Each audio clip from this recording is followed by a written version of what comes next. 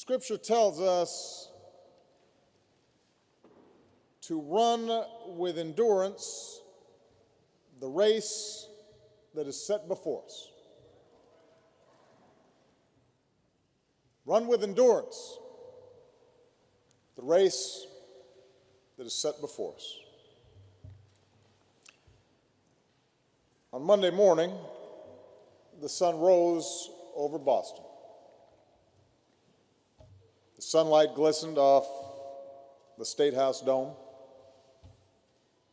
In the Common and the Public Garden, spring was in bloom. On this Patriots' Day, like so many before, fans jumped onto the tee to see the Sox at Fenway. In Hopkinton, runners laced up their shoes and set out on a 26.2-mile test of dedication and grit and the human spirit. And across this city, hundreds of thousands of Bostonians lined the streets to hand the runners cups of water and to cheer them on. It was a beautiful day to be in Boston. A day that explains why a poet once wrote that this town is not just a capital, not just a place. Boston, he said, is the perfect state of grace.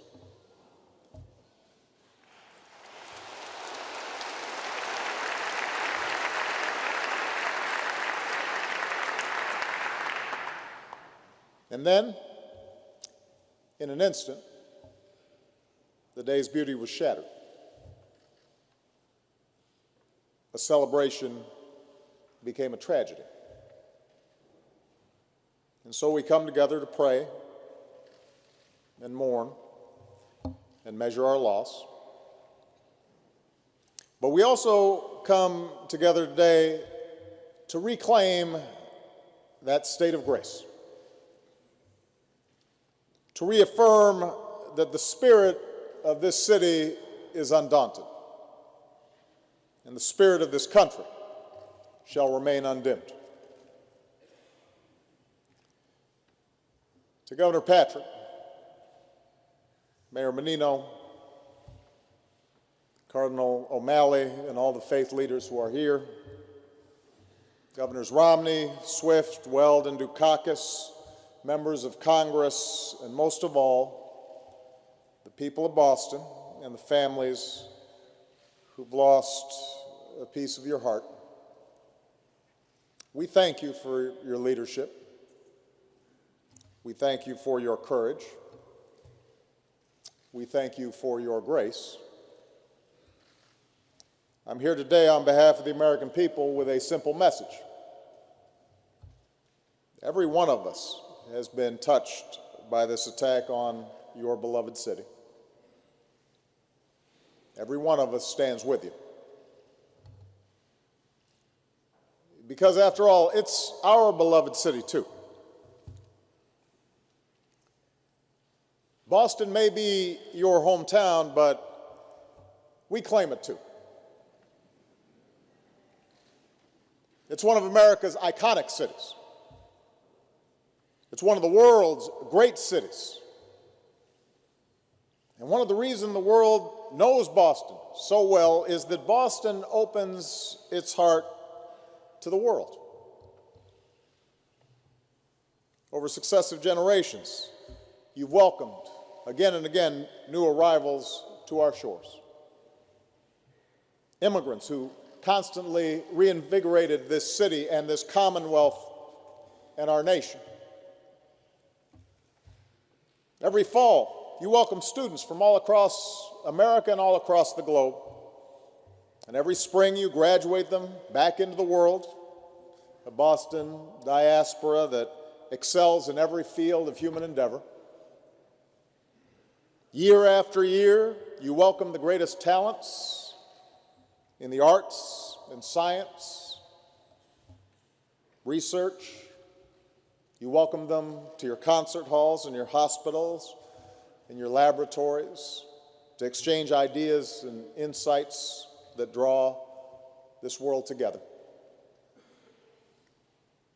And every third Monday in April, you welcome people from all around the world to the hub for friendship and fellowship and healthy competition. A gathering of men and women of every race and every religion, every shape and every size. A multitude represented by all those flags that flew over the finish line. So whether folks come here to Boston for just a day or they stay here for years, they leave with a piece of this town tucked firmly into their hearts. So Boston's your hometown, but we claim it a little bit too. I know this.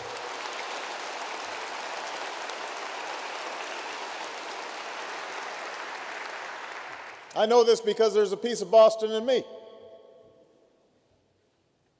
You welcomed me as a young law student across the river. Welcomed Michelle too. You welcomed me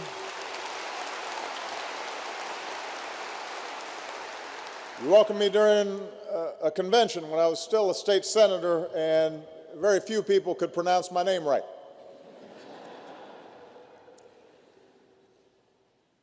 Like you, Michelle and I have walked these streets.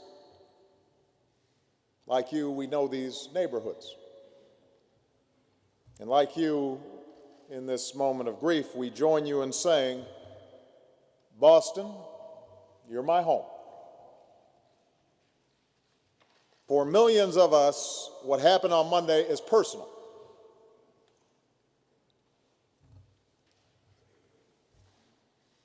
It's personal.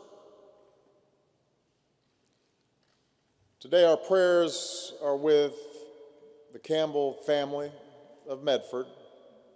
They're here today. Their daughter Crystal was always smiling. Those who knew her said that with her red hair and her freckles and her ever eager willingness to speak her mind, she was beautiful. Sometimes she could be a little noisy, and everybody loved her for it. She would have turned 30 next month. As her mother said through her tears, this doesn't make any sense. Our prayers are with the Liu family of China, who sent their daughter Lingzi to BU so that she could experience all that this city has to offer. She was a 23-year-old student, far from home, and in the heartache of her family and friends on both sides of a great ocean, we're reminded of the humanity that we all share. Our prayers are with the Richard family of Dorchester, to Denise and their young daughter Jane as they fight to recover. And our hearts are broken for 8-year-old Martin with his big smile and bright eyes. His last hours were as perfect as an 8-year-old boy could hope for, with his family eating ice cream at a sporting event.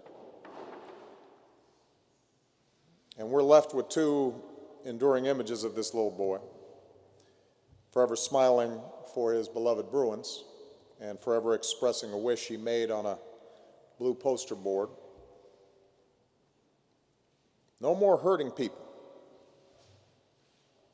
Peace. No more hurting people. Peace.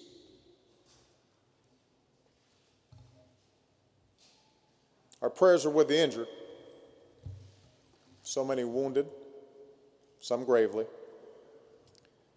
From their beds, some are surely watching us gather here today, and if you are, know this: as you begin this long journey of recovery, your city is with you, your commonwealth is with you, your country is with you. We will all be with you as you learn to stand and walk, and yes, run again. Of that I have no doubt. You will run again.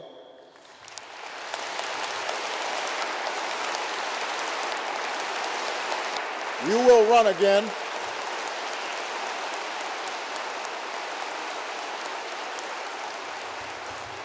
Because that's what the people of Boston are made of.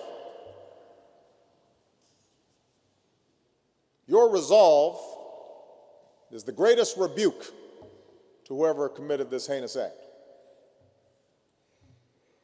If they sought to intimidate us, to terrorize us, to shake us from those values that Duvall described, the values that make us who we are as Americans, well, it should be pretty clear by now that they picked the wrong city to do it.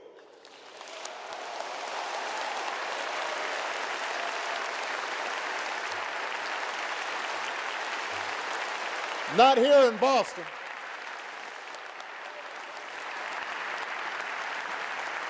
Not here in Boston.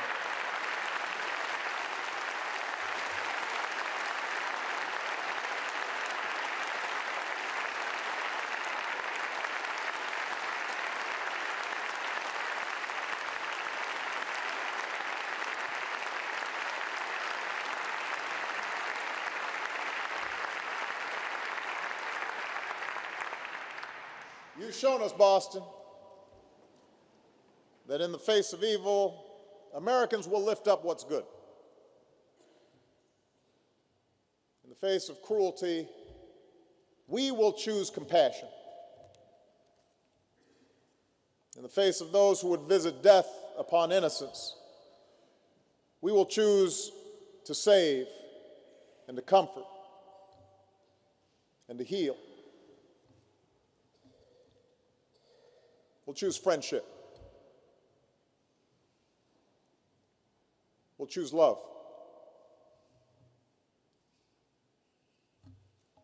For Scripture teaches us God has not given us a spirit of fear and timidity,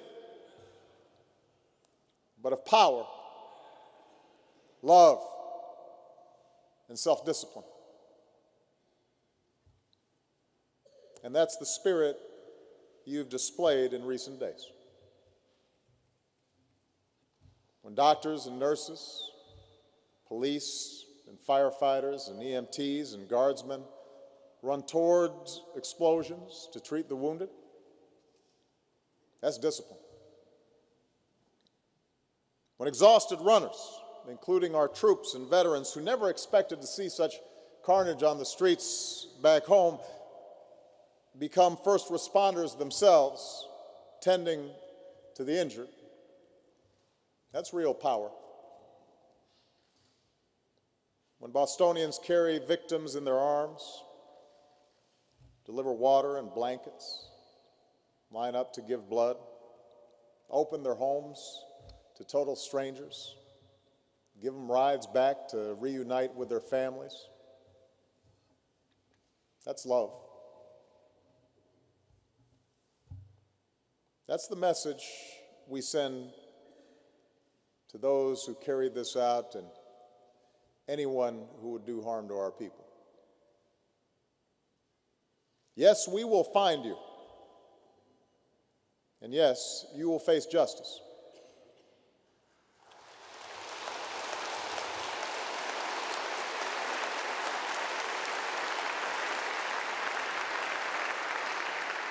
We will find you, we will hold you accountable, but more than that, our fidelity to our way of life, to our free and open society, will only grow stronger. For God has not given us a spirit of fear and timidity, but one of power and love and self-discipline. like Bill Ifrit, 78 years old, the runner in the orange tank top who we all saw get knocked down by the blast, we may be momentarily knocked off our feet. But we'll pick ourselves up. We'll keep going. We will finish the race.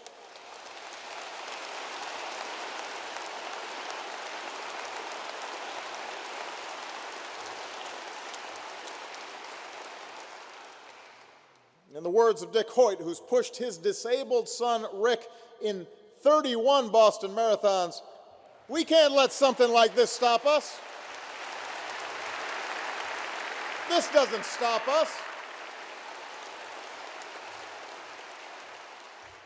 And that's what you've taught us, Boston. That's what you've reminded us. To push on. To persevere.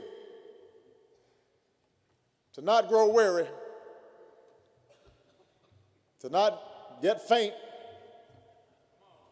Even when it hurts. Even when our heart aches. We summon the strength that maybe we didn't even know we had, and we carry on. We finish the race. We finish the race.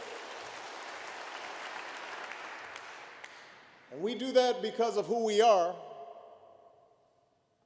And we do that because we know that somewhere around the bend, a stranger has a cup of water. Around the bend, somebody's there to boost our spirits. On that toughest mile, just when we think that we've hit a wall, someone will be there to cheer us on and pick us up if we fall. We know that.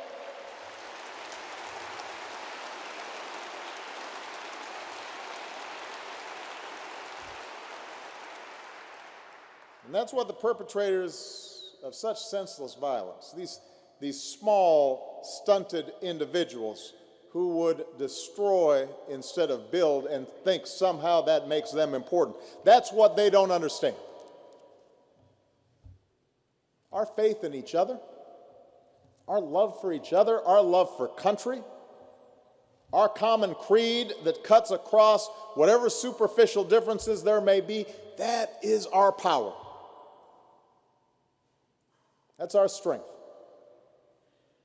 That's why a bomb can't beat us. That's why we don't hunker down.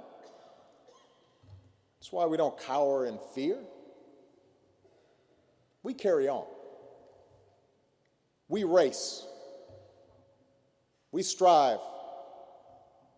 We build and we work and we love and we raise our kids to do the same, and we come together to celebrate life and to walk our cities and to cheer for our teams. When the Sox and Celtics and Patriots or Bruins are champions again, to the chagrin of New York and Chicago fans, the crowds will gather and watch a parade go down Boylston Street. And this time next year, on the third Monday in April, the world will return to this great American city to run harder than ever and to cheer even louder for the 118th Boston Marathon. Bet on it.